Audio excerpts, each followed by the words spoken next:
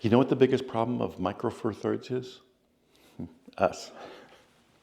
Now, when I started this system, I expected some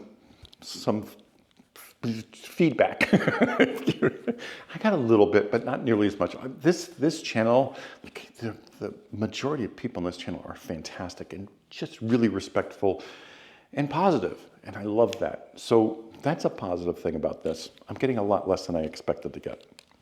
The next thing is this camera. You know, we're so used to being able to zoom in and pixel peep the hell out of images on whether it's an iPad or your computer. I use iPad to edit images. And you know, that initial hit of I can't zoom into 400%, which you shouldn't be anyway, but you know, as photographers, that's what we do. But the nice part about us is like when we see an image, I don't know if you ever scroll through like just classic images or you actually sit to enjoy looking through images. I do it on Leica's gallery app, LGI, I think it is. LFI, LGI. Anyway, you can't zoom in on it on the iPad. It's just the image, the way it's supposed to be presented. There's no zoom.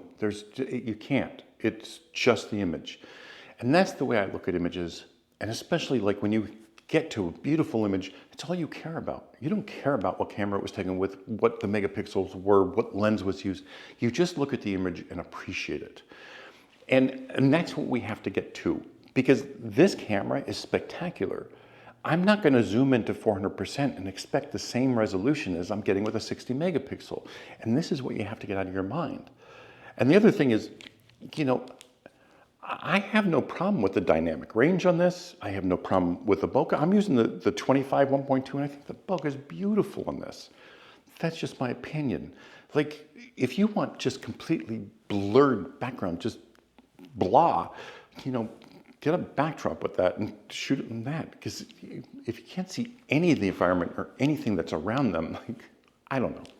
Just my opinion. Now, here's the thing. My workflow on this is pretty simple. The first thing I did when I got this camera is I switched it over to Adobe RGB, not sRGB.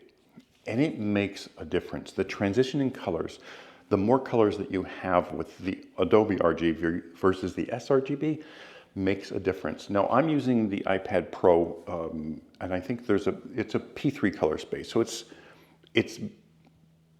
big, it's 25% bigger than sRGB, but not as big as Adobe RGB, but it still shows me more colors.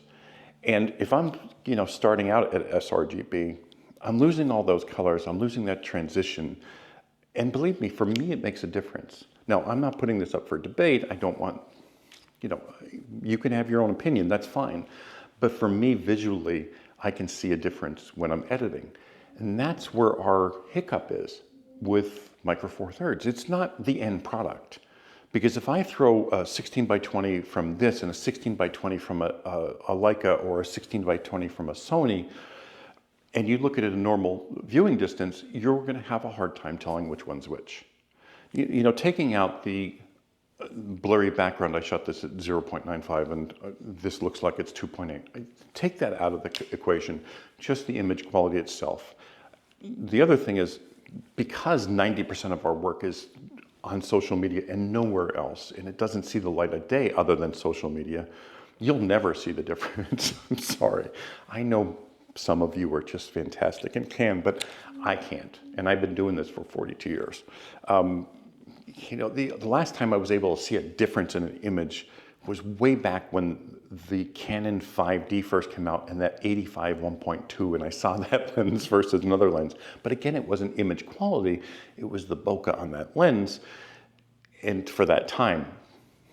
Other than that, you know, but this is spectacular, and switching it to Adobe RGB and getting that larger color space gives me the color transition and that ooh feeling when I bring up the images. No, I'm not zooming into 300% or 400%. I zoom into 100% when I'm editing, and it still looks fantastic. You know, we're missing that hit from the computer, not as the end result. And that's what you have to, you know, to clarify with this system and other systems. You know, I hear all the photographers say the same things over and over, but You know, it doesn't have dynamic. You know what? If you shoot this correctly, the dynamic range on it's fantastic. You know, if you were trying to make the sky just the most perfect blue in the world and making your subject completely black and saying, I'll pull it out in post, even with the full frame, it kind of looks shitty to me. You know, if you need that, throw a strobe on this. It's that simple. Like, use a light. It's fantastic. I don't know what else to say. But that's my hint for the day is try shooting this in Adobe RGB versus the sRGB. You know, set that in your camera. And then when you export for the web or social media, convert it to the sRGB because then you're in control. And you'll get that initial hit when you're editing. And that great feeling of, wow, these images are fantastic. Now, I don't know if you saw the last couple of shoots I did with people, but the skin tones are just beautiful. And that's what I'm seeing on screen when I'm editing them because I'm using the Adobe RGB versus the sRGB. Hope this helps. If you have any questions, leave them below. I can't wait for the next shoot with this. Thanks for watching as always.